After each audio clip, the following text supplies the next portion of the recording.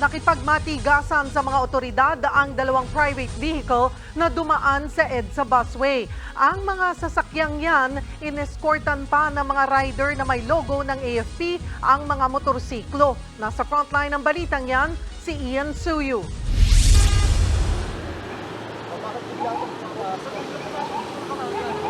Malayo pa lang sinita na ang dalawang private vehicle na yan dahil sa pagdaan sa EDSA busway sa Ortigas kaninang umaga.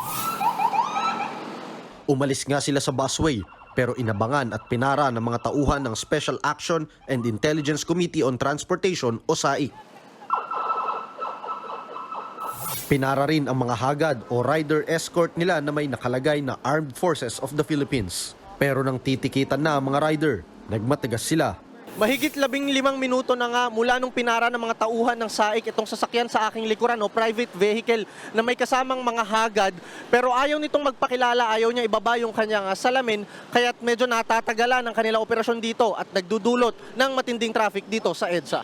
Sa huli, bumigay rin ang mga driver ng private vehicles at natikitan din sila. Lalo nang madidiin sila dahil ayaw nilang magpakilala, kaya automatic yan, may show cause order yan. Hindi naman na pinangalanan ng SAIC kung sino ang sakay ng mga pribadong sasakyan. Bukod yan, isang private vehicle din na may conduction sticker ng Philippine National Police at Department of National Defense ang sinita ng mga taga-SAIC. Dati nang naglabas ng memorandum ang PNP na tanging mga police mobile na may lehitimong operasyon lamang ang pwedeng dumaan sa busway. Huwag na nating abusuhin, huwag na nating gamitin ng influensya, huwag feeling privileged na entitled kahit na ano pa ang ranggo nyo sa gobyerno. Bukod dyan, meron ding sinitang mga government vehicle at motorsiklo. Ang ambulansyang ito nakipagtalo pa sa mga otoridad.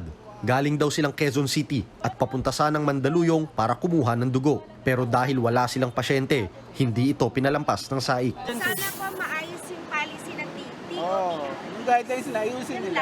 Hindi naman namin inaabuso yung bus lane. Ang rider namang ito, dumaan na nga sa busway, wala palang plaka ang motorsiklo. Nag-overtake lang ako saglit kasi naalanganin ako, sir. Pasensya nga, sir, kasi saglit lang naman, sir. Sa kabuuan, higit 40 sasakyan ang tinikitan sa operasyon kanina. Naglalaro sa 5,000 piso hanggang 20,000 piso ang multa sa mga mahuhuling lumalabag. Posible ring masuspend ang lisensya ng hanggang 1 taon. Nagbabalita mula sa frontline. Ian Suyu, News 5. Mga kapatid, Cheryl Cosim po, huwag maging huli at maging una sa lahat sa balitaan. Para sa tuloy-tuloy na talakayan sa Frontline, mag-follow at mag-subscribe sa social media pages ng News 5.